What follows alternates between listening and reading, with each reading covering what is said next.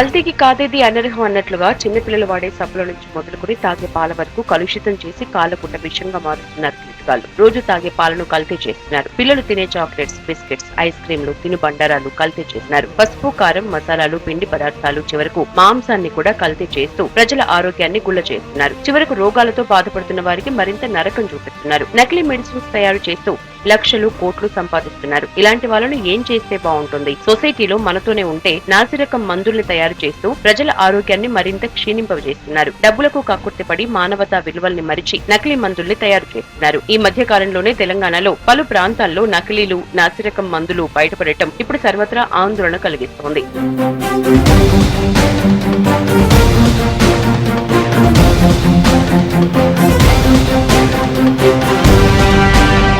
తెలంగాణ రాష్ట్రంలో డ్రగ్స్ దందా కంటే నకిలీ మెడిసిన్ దందా ఎక్కువైంది. ఫార్మా హబ్ గా పేరుగాంచిన హైదరాబాద్ లోనే పెద్ద ఎత్తున ఫేక్ మెడిసిన్ తయారీ జరుగుతోంది. ఈ మధ్య కాలంలో తెలంగాణలో నకిలీ మందుల తయారీ కేంద్రాలపై అధికారులు ఉక్కుపాదం మోపుతున్నారు. తాజాగా శుద్ధపొడితో టాబ్లెట్స్, నూనెతో క్యాన్సర్ మందులు తయారు చేస్తున్న ముఠా గుట్టు రట్టు చేశారు తెలంగాణ డ్రగ్ కంట్రోల్ అథారిటీ అధికారులు. చాక్ పౌడర్, గంజిని ఉపయోగించి టాబ్లెట్స్ తయారు చేస్తోంది ఓ ముఠా. అంటే ఆ టాబ్లెట్స్ లో మెడిసిన్ జీరో అన్నమాట. ఇలాంటి టాబ్లెట్స్ ని మెడికల్ షాపులకు సప్లై చేసి అక్రమంగా సొమ్ము చేసుకుంటోంది సదరు ముఠా.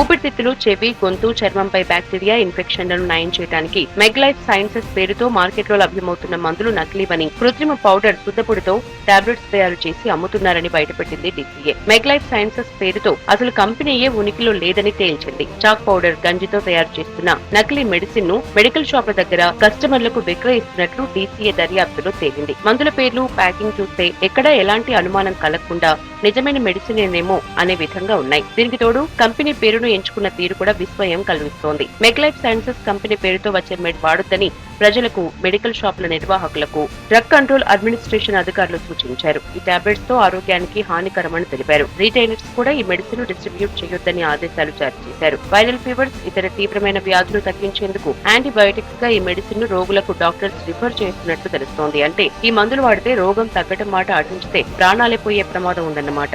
ఈ డ్రగ్ రాకెట్ తో సంబంధం ఉన్న పలువురిపై కేసులు నమోదు చేసి దర్యాప్తు చేస్తున్నారు.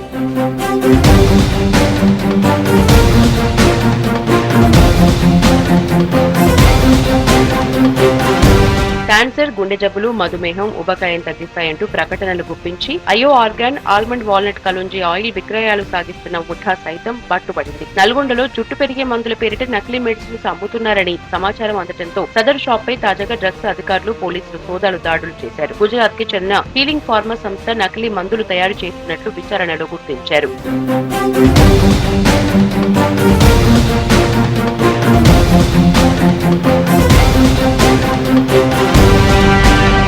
ఈ ఏడాది ఫిబ్రవరి 29న మరో డ్రగ్ మాఫియా ముఠా గుట్టురట్టు చేశారు. నకిలీ మందుల తయారీ కేంద్రం గుట్టురట్టు చేసేందుకు Telangana drug control administration, Hyderabad CP task force బృందం అధికారులు కలిసి ఆపరేషన్ జై పేరిట అంతరాష్ట్ర ఆపరేషన్ చేపట్టారు. ఉత్తరాఖండ్ లోని కోట్ద్వార్ లో సెక్టార్ హెర్బ్ అండ్ డ్రగ్స్ పేరిట ఈ నకిలీ మందుల తయారీ కేంద్రాన్ని నిర్వహిస్తున్నట్లు గుర్తించారు. అక్కడి నుంచి తెలంగాణ సహా ఇతర రాష్ట్రాలకు నకిలీ మందుల్ని సరఫరా చేస్తున్నట్లు పక్కా ఆధారాలు సేకరించారు. దాడిలో మొత్తం 44 లక్షలకు పైగా విలువైన నకిలీ మందుల్ని స్వాధీనం చేసుకున్నారు.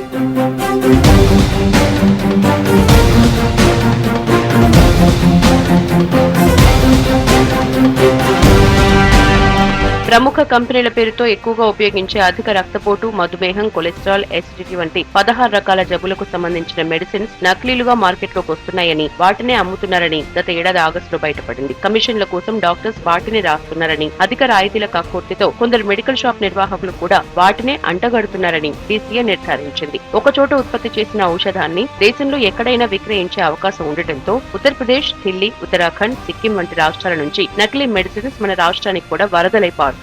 మహారాష్ట్రలోని ఠానే నుంచి సరఫరా అయిన నకిలీ మెడిసిన్స్ ఏపీలోని ఏలూరు, హైదరాబాద్, లఖన్పూర్, పుదుచ్చేరి, చెన్నైలకు చేరిన వైనం గత ఏడాది సంచలనం సృష్టించింది.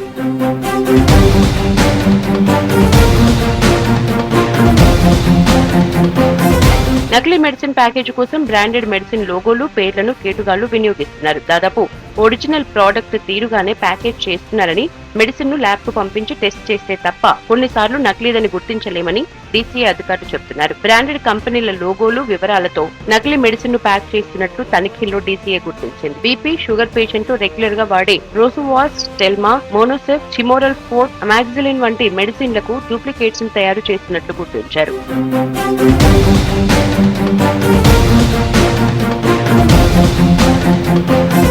చాప కింద నీరులా నకిలీలు, నాసిరకం మందుల దందా విస్తరిస్తున్న తీరుపై ప్రతి ఒక్కరూ ఆలోచించాల్సిన అవసరం ఎంతైనా ఉంది. అసలే అనారోగ్యంతో బాధపడుతున్న అభాగ్యులకు నకిలీ మందులు వేసుకుంటే జబ్బు నయం కాదు సరికదా, లేనిపోని రోగాలు రావటం ఖాయం. ఉన్న రోగులకు తోడు మరిన్ని ఇతర అనారోగ్య సమస్యలు వచ్చి ప్రాణాలు పోయే ప్రమాదం ఉందంటున్నారు ఎక్స్పర్ట్స్. ఎప్పటి నుంచో కొందరు నకిలీ మందులు తయారు చేస్తున్నారు, కానీ ఈ విషయాన్ని సంబంధిత అధికారులు కూడా పెద్దగా ఫోకస్ చేయలేదనే విమర్శలున్నాయి. నిజంగానే ఎప్పటికప్పుడు మందులు తయారు చేసే కంపెనీలు, సంస్థలపై నిఘా పెట్టడం లేదా తరచూ తనిఖీలు చేస్తే ఇలాంటి నకిలీ మందులు ఎలా పుట్టుకొస్తాయి అనే ప్రశ్నలు కూడా ఉత్పన్నమవుతున్నాయి. నిజంగానే అధికారులు తరచూ దాడులు, సోదాలు చేస్తే, మెడిసిన్స్ తయారు చేస్తే నిర్వాహకుల్లోనూ భయం ఉండి నిబద్ధతతో నకిలీ మందులు తయారు చేయకుండా ఉంటారు కదా అనే కామెంట్స్ కూడా వినిపిస్తున్నాయి.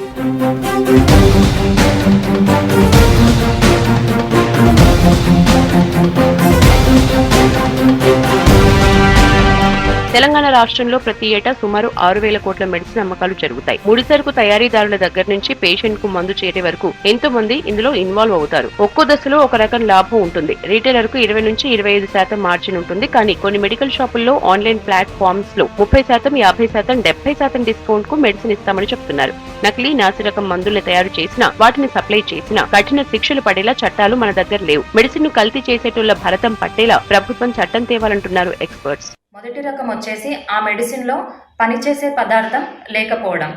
అంటే యాంటీబయాటిక్ అనే మెడిసిన్లో యాంటీబయాటిక్ లేకపోగా తక్కువ ధరకు వచ్చే విటమిన్స్ని కానీ అలాంటివి యూజ్ చేస్తారు. రెండవ రకం పనిచేయని అనవసరమైన పదార్థాలని తయారీలో యూజ్ చేయడం, లైక్ శుద్ధ పొడి, చాక్ పీస్ పిండి, మొక్కజొన్న పిండి లాంటివి తయారీలో యూజ్ చేస్తారు. మూడవ రకం వచ్చేసి తక్కువ స్థాయిలో తక్కువ డోస్ని యూజ్ చేయడం. యాక్చువల్ మెడిసిన్ డోస్ కంటే తక్కువ డోస్లో యూజ్ చేయడం వల్ల ఆ మెడిసిన్ పనిచేయదు. తక్కువ డోస్లో ఉన్నటువంటి పదార్థం వల్ల జబ్బు తగ్గకపోగా ముదడం జరుగుతుంది. ఇక అంతేకాకుండా అనవసరమైన పదార్థాలు ఆ మెడిసిన్స్లో ఉండటం వల్ల చాలా సైడ్ ఎఫెక్ట్స్ వచ్చేటువంటి అవకాశాలు ఉంటాయి. ముఖ్యంగా లివర్ మరియు కిడ్నీ పాడైపోయేటువంటి అవకాశాలు ఉంటాయి. దాంతోపాటు సివియర్ అలర్జిక్ రియాక్షన్స్ కూడా వస్తాయి. ఇన్ఫెక్షన్స్ అనేటువంటిది ఇతరులకు సోకే అవకాశం సమాజంలో ఉంటుంది. కాబట్టి ఉదాహరణకి టీబీని తీసుకుందాం. ఆ టీబీ అనేటువంటిది తగ్గనప్పుడు ఆ వ్యాధి ఇతరులకు సోకేటువంటి అవకాశం ఉండటం. కొన్ని ఆఫ్రికా దేశాల్లో మలేరియా రాకుండా ఒకవేళ వచ్చినా తగ్గడం కోసం వాడే మందుల్లో 85% దాకా నకిలీవేనని, కేవలం వాటి కారణంగానే వ్యాధి మరింత ముదిరిపోయి ప్రతి సంవత్సరం దాదాపు 64,000 నుంచి 1,50,000 మందికి పైగా పిల్లలు చనిపోతున్నారని పలు అధ్యయనాలు స్పష్టం చేస్తున్నాయి. నకిలీ, నాసిరకం మందులే ఏటా 10 లక్షలకు పైగా మరణాలకు కారణమవుతున్నాయని, దానివల్ల ప్రపంచ ఆర్థికం $2,100 కోట్ల నష్టపోతున్నట్లు ప్రకటించింది వరల్డ్ హెల్త్ ఆర్గనైజేషన్. ప్రపంచానికే ఔషధశాలగా ఘన కీర్తి పతాకను ఇండియా ఎగరేస్తుంటే, ఇక నుంచి నాసిరకం, నకిలీ మందుల ఎగుమతి గాంబియా, ఉజ్బెకిస్తాన్ వంటి దేశాల్లోనూ చిన్న పిల్లల మరణాలకు కారణం కావటం దేశ ప్రతిష్టకు తూట్లు పొడుస్తోంది. సూక్ష్మ, చిన్న, మధ్య తరహా పరిశ్రమల కేటగిరీలో ఉత్పత్తి అవుతున్న ఔషధాల్లో 65% నాసిరకంగానే ఉంటున్నాయని సెంట్రల్ స్టాండర్డ్స్ ఆర్గనైజేషన్ గత ఏడాది చేదు వాస్తవాన్ని బయటపెట్టింది. మందుల నాణ్యత ప్రమాణాల్ని నిర్ధారించే కేంద్ర ల్యాబొరేటరీలు వేళ్లపై లెక్కించే స్థాయిలో ఉన్నాయని, పరీక్షిస్తున్న ఔషధాలు 10,000కు మించటం లేదన్న విమర్శలు కూడా ఉన్నాయి.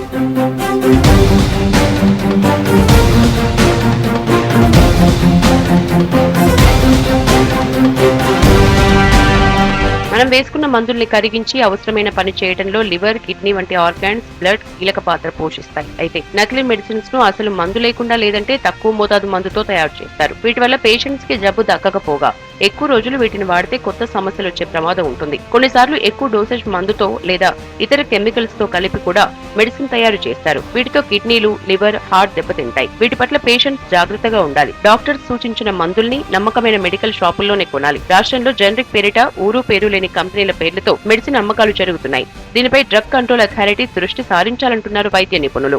ఖచ్చితంగా ఎన్ని జాగ్రత్తలు తీసుకున్నప్పటికీ ఫేక్ మెడిసిన్స్ ని డాక్టర్లు సైతం గుర్తుపట్టడం అనేది కొంచెం కష్టంగా ఉంటుంది. కాబట్టి ఇక డ్రగ్ కంట్రోల్ అథారిటీ మాత్రమే దీన్ని రైట్స్ చేయడం ద్వారా గుర్తుపట్టడము జరుగుతుంది. కాబట్టి ప్రభుత్వం కూడా ఖచ్చితంగా చర్యలు తీసుకొని డ్రగ్ కంట్రోల్ అథారిటీ యొక్క సహకారంతో ఈ ఫేక్ మెడిసిన్స్ నిర్మూలించడం ద్వారానే మనము ఫేక్ మెడిసిన్స్ వల్ల కలిగేటువంటి అనర్థాలను మనము జాగ్రత్తలు తీసుకోవడం ద్వారా అరికట్టవచ్చు. కాబట్టి అందరూ ముందుకొచ్చి మనము కొన్ని జాగ్రత్తలు తీసుకోవాలి, ప్రభుత్వం కూడా దీంట్లో తోడ్పాటు చేయాల్సి ఉంటుంది.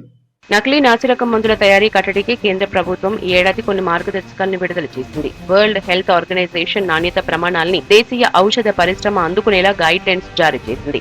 అయితే ప్రజలకు రాజ్యాంగం ప్రసాదించిన జీవన హక్కునే డ్రగ్స్ మాఫియా ముఠాలు కాలరాస్తున్నాయి. కనీస మానవత్వం కూడా లేకుండా రోగుల ప్రాణాల్ని కాపాడే ఔషధాల పేరుతో అక్రమ వ్యాపారం చేస్తున్న కొంతమంది తీరు ప్రజల్ని ఆందోళనకు గురి చేస్తోంది. తోటివారి ప్రాణాలంటే ఏమాత్రం లెక్కలేదా? కనీసం మానవత్వం కూడా లేదా?